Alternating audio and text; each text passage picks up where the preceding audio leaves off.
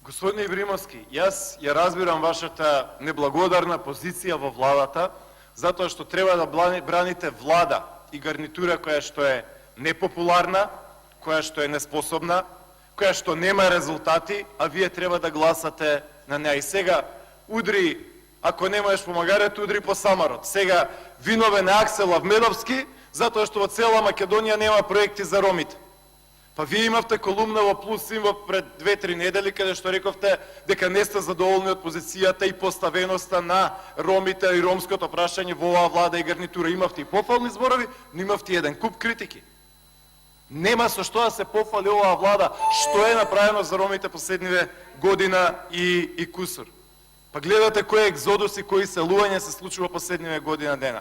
Значи, господине Ибраимовски, ја разбирам вашата дискусија, но едноставно оваа работа која што имаме, секој втор во држава да се прави министер, заменик, не знам, директор, национален координатор, на вистина е премногу скапа и никаде не води.